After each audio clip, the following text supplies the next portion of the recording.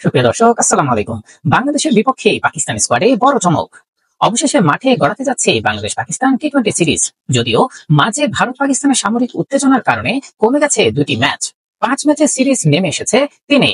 সিরিজের চূড়ান্ত সময়সূচি নিয়ে এখনো পর্যন্ত আছে সংশয়। যদিও পিসিবির অফিসিয়াল ওয়েবসাইটের তথ্য এখন পর্যন্ত বলছে 27শে মে থেকে শুরু হবে দুই দলের মাঠের লড়াই। সূচি আনুষ্ঠানিকভাবে ঘোষণা না করা হলেও ঠিকই সিরিজ উপলক্ষে নিজেদের স্কোয়াড ঘোষণা করেছে পাকিস্তান। ঘোষিত স্কোয়াডে দলের বড় তিন তারকা বাবর আজম, মোহাম্মদ রিজওয়ান এবং শাহিন আফ্রিদি নেই বাংলাদেশের বিপক্ষে সিরিজে। রিজওয়ান না থাকায় অধিনায়কত্বের ভার গিয়েছে সালমান আলী আঘার কাছে। সহ অধিনায়ক হয়ে দলে ফিরেছেন অভিজ্ঞ লেগ স্পিনার শাদাব খান। ঘোষিত দলে জায়গা পেয়েছেন এরই মাঝে এক বছরে সবচেয়ে বেশি টি-20 সেঞ্চুরির বিশ্ব রেকর্ড গড়া সাহিবজাদা ফারহান। ইনজুরি কাটিয়ে এই সিরিজ দিয়ে আন্তর্জাতিক ক্রিকেটে ফিরছেন সাইম আইয়ুব। এছাড়া পিএসএল এ দারুণ ফর্মে থাকা ফখর জামানকেও স্কোয়াডে জায়গা দিয়েছে পাকিস্তান ক্রিকেট বোর্ড।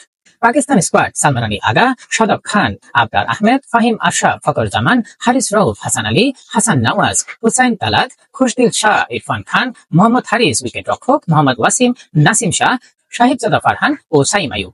সুপ্রিয় দর্শক, এ ধরনের মজার মজার খেলা সংবাদ পেতে আমাদের সঙ্গেই থাকুন। ধন্যবাদ। আসসালামু আলাইকুম।